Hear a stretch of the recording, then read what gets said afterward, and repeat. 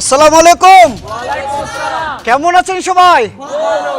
আচ্ছা, আপনারা কি একটা জিনিস লক্ষ্য করেছেন? মানুষ যখন স্বর্গ থেকে পৃথিবীতে আসে আর পৃথিবী থেকে যখন স্বর্গে যায় তখন একটা জায়গায় টোল দিতে হয়। কোথায় জানেন? হাসপাতালে। ডাক্তার সাহেব, আসসালামু আলাইকুম। ওয়ালাইকুম আসসালাম। আমি যেহেতু ফিজিওথেরাপি চিকিৎসক, আমার কাছে বাত ব্যথার রুগীরাই বেশি আসে। একদিন এক আঙ্কেল আমাকে দেখাচ্ছে তার ব্যথা। আমি বললাম, আঙ্কেল আপনার ব্যথা কোথায়? ফিস কি 2 টাকা কম নেবেন?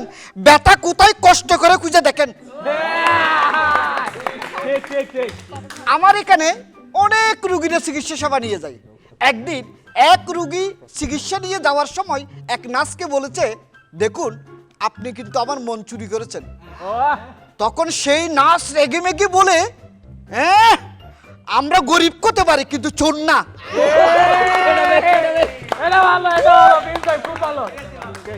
আমি যখন প্রেসক্রাইব করতেছি আমার অ্যাসিস্ট্যান্ট আমাকে বলে, স্যার কিছুক্ষণ আগে যে রুগীটা ছিল উনি তো ডায়রিয়া রুগী, ওনার পাতলা পায়খানা হচ্ছে, আপনি ওনাকে কাশির ওষুধ লিখছেন কেন? এখন থেকে এই ওষুধ খাবার পর কাশি দিলে 10 বার ভাববে। গ্রাম থেকে এক রুগী আসছে আমার কাছে প্লাস্টিক সার্জারি করবে বলে। আমার কাছে বলতেছে, ডাক্তার সাহেব আমার এই মুখটা যদি প্লাস্টিক সার্জারি করি তাহলে আমার কত টাকা খরচ পড়বে? আমি তাকে বললাম 5 লাখ টাকা। হ্যাঁ 5 লাখ টাকা? হ্যাঁ। আচ্ছা প্লাস্টিক যদি আমি বাড়ি থেকে নিয়ে আসি? এক রুগী আমাকে রিপোর্ট দেখাচ্ছে, রিপোর্টটা দেখে আমি দেখলাম ওনার কিডনি ফেল। রুগী আমাকে অবাক হয়ে বলতেছে, স্যার কত নাম্বারের জন্য ফেল করেছে? পিছন থেকে রুগীর বউ বলে, স্যার তাই না তুই না 2-3 নাম্বার দিয়ে কোন রকম পাস করিয়ে দেবো তাই না?